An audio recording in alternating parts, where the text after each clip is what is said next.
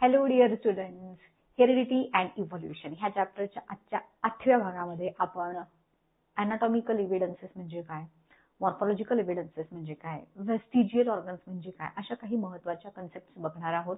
आणि अर्थातच त्याच्यावरचे प्रश्न कसे विचारले जातात, त्याचं उत्तर कसा प्रश्न असला की कसं उत्तर तुम्ही लिहिणार, अशा सगळ्या गोष्टी या आजच्या व्हिडिओमध्ये आपण डिस्कस करणार आहोत. सो व्यवस्थित पेन पेन्सिल घेऊन बसा, नोटबुक घेऊन बसा, as if you are watching lecture.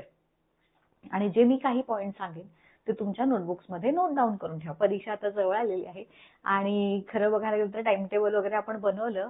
तुमच्या बरोबरच मीही कामाला लागले आता, कारण तुमच्याकडून काम करून घ्यायचं म्हणजे मलाही आधी काम केलं पाहिजे, मग तुम्ही काम करणार, हो की नाही. सो चला, तुमच्या बरोबर मीही आता वेगानं कामाला लागलेले आहे. सो आजचा पाठ सुरू करूया. आजच्या पार्टमध्ये सगळ्यात पहिला भाग जो आपण बघणार आहोत तो म्हणजे मॉर्फॉलॉजिकल एव्हिडन्सेस म्हणजे काय असतात. इथं जसं की तुम्हाला तर ह्या चित्रामध्ये दिसत असेल, हे 3 प्राणी, तुमच्या पुस्तकातलं चित्र आहे. हे 3 प्राणी आहेत, 3 प्लांट्स आहेत आणि यांच्यामध्ये असणाऱ्या सिमिलॅरिटीज काय आहेत किंवा काय तुम्हाला सेम दिसतं, काय डिफरंट दिसतं असे. आता ह्याच्यावरचा प्रश्न तुम्हाला असं चित्र देतील, मे बी 3 प्लांट्स देतील किंवा असे 3 ॲनिमल्स देतील आणि which type of evidences are seen in the given example, किंवा हे एक्झाम्पल्स कोणता एव्हिडन्स इंडिकेट करतात त्याच्याबद्दल लिहा. असे 2 मार्कांचे वगैरे प्रश्न ह्याच्यावरती 3 मार्कांचे पण येऊ शकतात. आता हा जो प्रकारचा एव्हिडन्स आहे तो आहे मॉर्फॉलॉजिकल एव्हिडन्स. मॉर्फॉलॉजी म्हणजे एक्सटर्नल अपीअरन्स. आपण आपलं बाह्य स्वरूप कसं आहे, कोणत्याही सजीवाचं बाह्य स्वरूप सांगणं, सजीवाचं म्हणण्यापेक्षा कोणत्याही वस्तूचं पण म्हणू आपण, कारण मॉर्फॉलॉजी म्हणजे एखादी वस्तू, एखादी व्यक्ती, एखादा ऑर्गॅनिझम हा दिसतो कसा बाहेरून, त्याला त्याची मॉर्फॉलॉजी म्हणतात. सो इथं या मॉर्फॉलॉजिकल एव्हिडन्सेसच्या थ्रू काय सांगितलंय बघा. आता पहिल्यांदा आपण ह्या ॲनिमल्सची एक्झाम्पल घेऊ. प्रत्येक ॲनिमल वेगवेगळा आहे, पण यांच्यामध्ये काहीतरी साम्य आहे. काय आहे हे जर तुम्हाला विचारलं तर तुम्ही सांगाल की प्रत्येक प्राण्याला 2 कान दिसत आहेत, त्यानंतर 1 तोंड दिसतंय, 2 डोळे दिसत आहेत, 4 पाय असतात, शेपूट असतं, असं. सो ही त्याचे काही म्हणजे प्रत्येक ॲनिमल वेगळा आहे, त्याचं सगळे स्ट्रक्चर, कुत्रा वेगळा, नंतर ही मेंढी वेगळी, लांडगा वेगळा असलं तरी सुद्धा हे काही कॉमन ऑर्गन्स, काही कॉमन स्ट्रक्चर्स असे आहेत की ह्या तीनही ॲनिमल्स मध्ये प्रेझेंट आहेत. तसंच ह्या प्लांट्स मध्ये बघितलं आपण, प्रत्येक प्लांट वेगवेगळा आहे, परंतु if we compare the similarities between them, तर प्रत्येक झाडाला रूट, स्टेम, लीव्स हे पार्ट असतात, फळं येतात, फुलं येतात, हो की नाही. सो मॉर्फॉलॉजिकल जे एव्हिडन्सेस आहेत, what they indicate, they indicate that even though there is a variety of plants and animals on the earth, तरी सुद्धा त्यांच्यामध्ये काही ना काहीतरी सिमिलॅरिटीज आहे. अँड ते जे सिमिलॅरिटीज आहेत, they indicate that all these animals have evolved from a common ancestor. सगळ्या ह्या ॲनिमल्सचा एकच पूर्वज, एकच सगळ्यांचे पप्पा म्हणू आपण, आणि ह्या प्लांट्सचे पण एकच पप्पा कोणीतरी होते. सो आता हे सगळं कळालं आपल्याला. लिहायचं काय आहे, कसं लिहायचं ही पण टेक्निक आहे. बिकॉज आता मी सांगितलं तसं लिहिलं तर तुम्हाला ऑब्व्हियसली मार्क मिळणार नाहीत पूर्ण. मग एकदा कळालेलं नॉलेज ते प्रॉपर पद्धतीनं लिहायचं कसं ही खरी तुमची टेक्निक आहे. You have to use scientific words here to explain properly your answer. मग आता हे तुम्ही लिहिणार कसं, तर इथे पहिल्यांदा तुम्हाला मॉर्फॉलॉजिकल एव्हिडन्सेस म्हणजे काय हे सांगणार. So these are the type of evidences which are based on similarity in external and visible features of living organisms.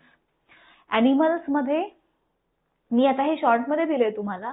So तुम्ही जेव्हा लिहायला घ्याल तर तेव्हा तुम्ही हे पूर्ण वाक्यांमध्ये लिहाल की if we compare various animals like dog, cat वगैरे वगैरे, they all are having similar structures like mouth, nostrils, ear pinna, eyes etcetera, which indicates that all these are evolved from a common ancestor.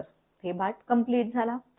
In case of plants, there is a, if we compare various plants like एखाद दुसरं नाव लिहायचं, and all these plants are having similarity in leaf, stem and other parts which again indicate their common ancestor. हे तुमचे लक्षात ठेवायचे points आहेत, ना की परीक्षेमध्ये लिहायचं. म्हणजे असं जसं एक स्टोरी लक्षात ठेवतो की नाही आपण, स्टोरी लक्षात ठेवताना कीवर्ड्स लिहितो की नाही, तसे हे तुमचे उत्तराचे कीवर्ड्स आहेत याच्यावरून तुम्हाला सेंटेन्सेस बिल्डअप करायचे आहेत की जे सोपं आहे ना. सो हा झाला पहिला पार्ट मॉर्फोलॉजिकल एव्हिडन्सेसचा. त्यानंतर हा पार्ट ह्याला म्हणायचं, हा जो दुसरा प्रकारचा एव्हिडन्स आहे it is called as anatomical evidence. जसं मॉर्फोलॉजी म्हणजे external features of living organisms, तसं अनाटॉमी म्हणजे इंटरनल फीचर्स. आपलं शरीर आतून कसं आहे, बोनी स्ट्रक्चर कसे आहेत, कोणते ऑर्गन्स प्रेझेंट आहेत, सो त्याला सगळ्याला म्हणायचं अनाटॉमी. जे आपल्याला डोळ्यांना दिसत नाही ते अनाटॉमी, जे स्ट्रक्चर आणि जे आपल्या डोळ्यांना दिसतं ते मॉर्फोलॉजी, असं लक्षात ठेवू शकता तुम्ही. आता ह्या चित्रामध्ये तुम्हाला काय दिसतंय? So human, cat, whale, bat असे 4 प्राणी आहेत आणि प्रत्येकाच्या हातांचं स्ट्रक्चर्स, बोन्स हे सगळे हात आहेत त्यांचे. If you see and compare the structures of the bony joints of these animals, what you can see here, see इथे एक ऑरेंज आणि एक येल्लो, ऑरेंज येल्लो असं दिसतंय. सो हे सगळे स्ट्रक्चर्स म्हणजे हे ह्युमन आपल्या ह्याच्या हातामध्ये ही जे बोन्स असतात इथे, तर या बोन्स सारखे स्ट्रक्चर्स असणारे बोन हे कॅट मध्ये पण दिसतील, व्हेल मध्ये पण दिसतील आणि हे बॅट मध्ये पण दिसतील. हे ऑरेंज कलर इंडिकेट्स ते सगळे स्ट्रक्चर सेम आहेत, ऑरेंज आणि येल्लो जे दिसतात. इथे खाली आपली बोटं जशी असतात तशा प्रकारचं स्ट्रक्चर हे कॅट मध्ये असं असतं, व्हेल मध्ये असे आणि बॅट मध्ये असं. सो आता हे अनाटॉमी म्हणजे प्रत्येक प्राण्याचा हा ऑर्गन दिसायला पूर्णपणे वेगळा आहे. आपले हात कसे दिसतात त्याच्यापेक्षा टोटली वेगळे माणसाचे पाय दिसतात, त्याच्यापेक्षा वेगळे व्हेलचे पर असतात म्हणू आपण, बॅटचे पंख. या सगळ्यांचे फंक्शन्स जे आहेत ते डिफरंट आहेत, but they all are having similarity in the structures of bones and bony joints. बघा मी काय सांगितलं, the animals like human, cat, whale, bat, all these are having म्हणजे structures of hand असं म्हणू आपण, which are having different functions, but they all are having similarities in their structures of bones and bony joints, which indicates that all these animals have evolved from a common ancestor. So evidences based on similarities in the anatomical structure त्याला म्हणायचं anatomical evidences. आणि मग हे जसं आहे तसं तुम्ही लिहू शकता ह्याच्यामध्ये, ठीक आहे. सो हे तुमचं anatomical evidences बद्दल झालं. त्यानंतर येतो पुढचा पार्ट व्हेस्टिजियल ऑर्गन्स. याच्यावरती सेपरेटली अगदी 1, 2, 3, 5 सगळ्या मार्कांचे प्रश्न विचारले जातात. Variety of questions are asked. हे परत लक्षात कसं ठेवायचं सांगते. पहिल्यांदा व्हेस्टिजियल ऑर्गन्स. व्हेस्टिजियल म्हणजे the organs which are present in our body but they do not perform any kind of specific function. नुसतेच प्रेझेंट आहेत बट कोणतंही स्पेसिफिक फंक्शन परफॉर्म करत नाही. डिजनरेटेड ऑर्गन्स आहेत किंवा फंक्शनलेस ऑर्गन्स. इथे 2-3 डेफिनेशन्स आहेत बघा त्याच्या. Degenerated or under developed organs present in an organism. आता ऑर्गन तर प्रेझेंट आहे बट फंक्शन परफॉर्म करत नाही, काय याचा अर्थ होतो? तर त्याचा अर्थ असा होतो की प्रिव्हियसली जेव्हा आपली इव्हॉल्युशन होत होती तर तेव्हा इनिशियली त्या ऑर्गनचं काही ना काहीतरी फंक्शन हे आपल्या बॉडीमध्ये असणार आहे आणि नंतर इन कोर्स ऑफ इव्हॉल्युशन ते ऑर्गन्सचं काम हळूहळू कमी होत गेलं आणि नंतर त्यांचं ते ऑर्गन्स आता फंक्शनलेस झाले. मी त्यामुळे नेहमी माझ्या स्टुडंट्सना मजेनं गमतीनं म्हणते की बाळांनो मेंदूचं काम करत चला, नाहीतर आपल्या पुढच्या जनरेशन ज्या येत आहेत त्यांचा मेंदू हा व्हेस्टिजियल ऑर्गन व्हायला नको, होय की नाही. सो जोक्स अपार्ट, व्हेस्टिजियल ऑर्गन्स हे आपल्या बॉडीमध्ये असणारे असे ऑर्गन्स आहेत की जे कोणत्याही प्रकारचं फंक्शन परफॉर्म करत नाहीत. These organs undergo changes during evolution process. Due to natural selection, they undergo degeneration. Natural selection म्हणजे changing environmental conditions नुसार सजीव स्वतःमध्ये काहीतरी बदल करून घेत राहतो कंटिन्युअसली. म्हणजे आता आपलं जे स्ट्रक्चर आहे पुढच्या कित्येक लाख वर्षानंतर आपलं म्हणजे ह्युमनचं स्ट्रक्चर हे आता आपलं स्ट्रक्चर आहे तशापेक्षा टोटली वेगळं असू शकतं असणार. सो हे का होतं? बिकॉज ऑफ नेचर आपल्या समोर रोज आपली एक्झाम घेत राहतो आणि रोजच्या एक्झाम मध्ये तुम्ही पास झालात तर तुम्ही you are able to survive.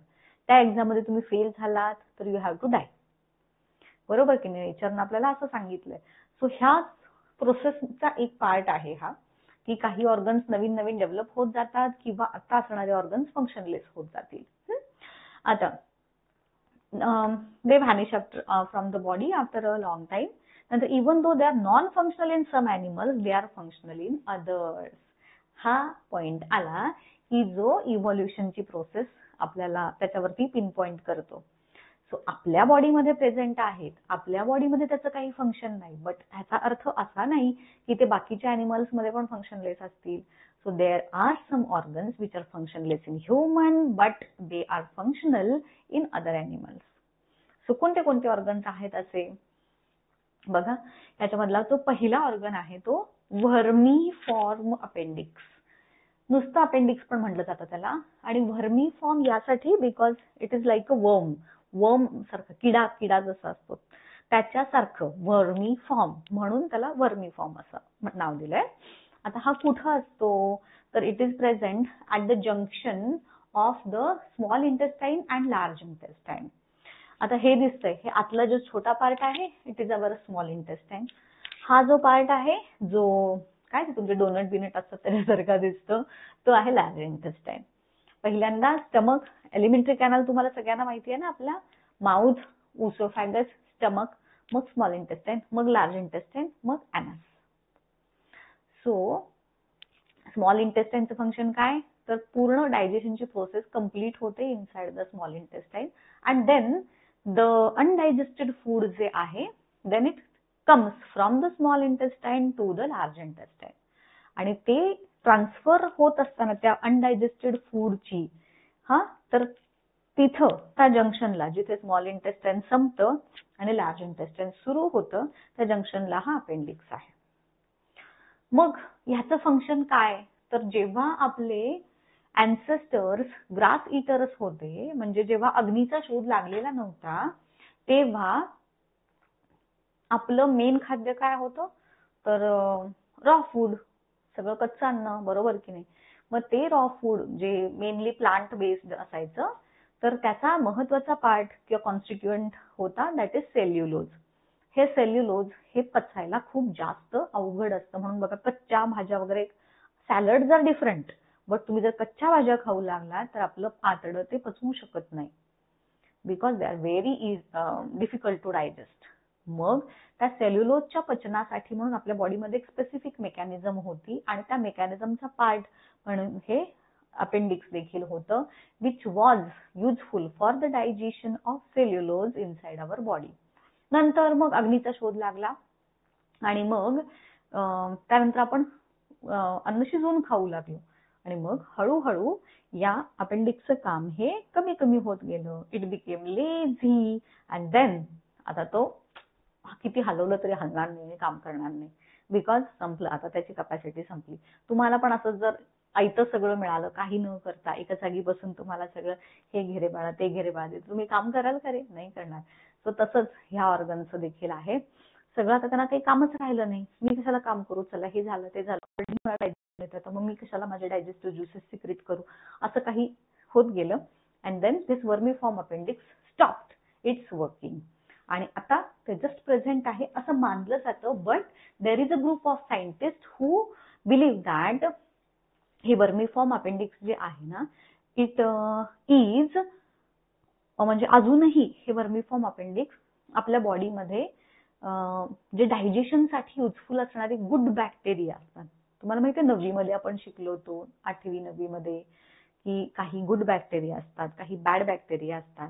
Good bacteria ते लॅक्टोबॅसिलाई वगैरे which help in the digestion असा, आणि क्लोस्ट्रिडियम सारखे जे अपचन किंवा जे आपल्याला फूड पॉयझनिंग होतं ते त्यांच्यामुळे होतं. So it is believed by a group of scientist that this vermiform appendix secretes some creates or produces or it is a home for the good gut bacteria असं मानलं जातं. But overall in digestion process त्याचा असा काही specific role नाही, म्हणून it is considered as a vestigial organ.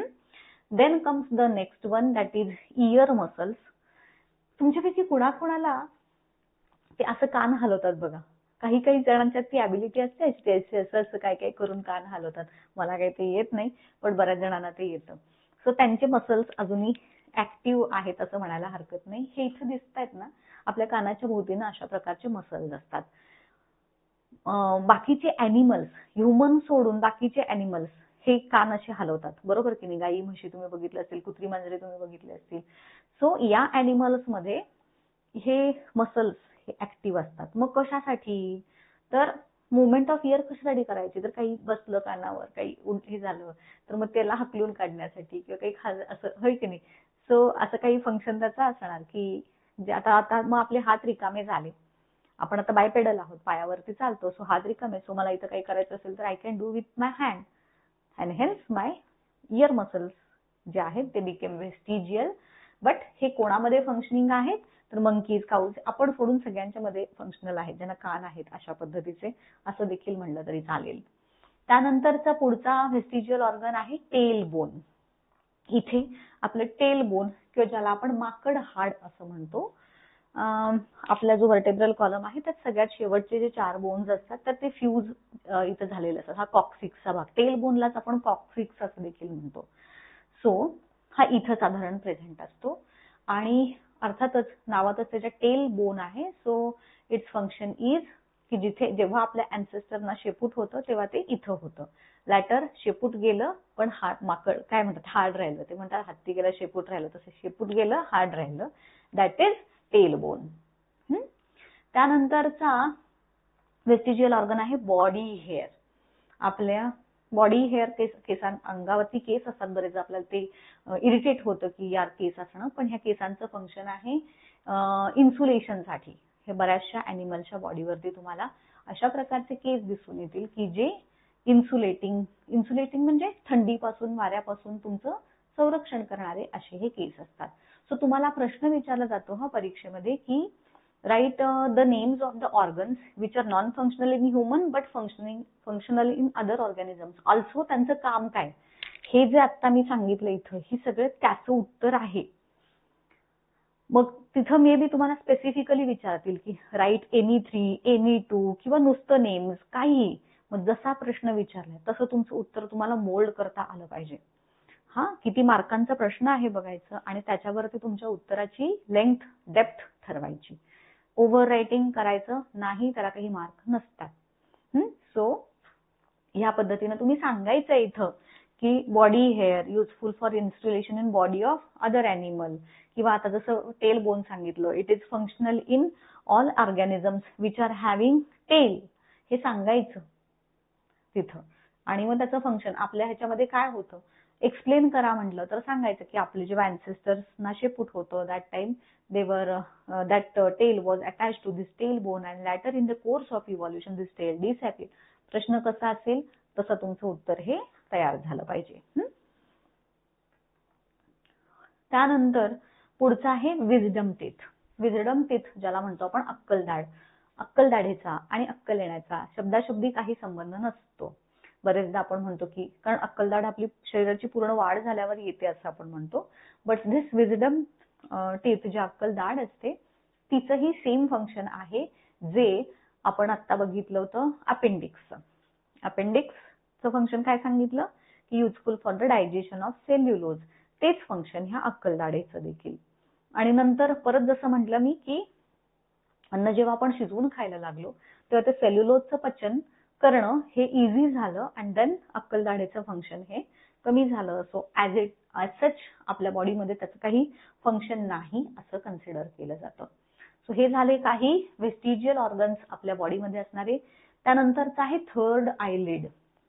इथे जसं दिसतंय हा पार्ट, हा समोरचा गोल दिसतोय तो नाही, त्याच्या पुढे आलेलं एक छोटंसं मेम्ब्रेन बाहेर आलंय बघा, तो थर्ड आयलिड आहे. इथं जसं दिसतंय हे पुढे आलेलं मेम्ब्रेन म्हणजे थर्ड आयलिड. आता हे जर थर्ड आयलिड तुम्ही बघितलं तर बर्ड्स असतील, त्यानंतर मॅमल्स नाही म्हणणार, रेप्टाइल्स असतील, त्यांच्यामध्ये ना हे थर्ड आयलिड किंवा त्याला प्लिका सेमिल्युनॅरिस किंवा निक्टिटेटिंग मेम्ब्रेन असं देखील म्हणतात.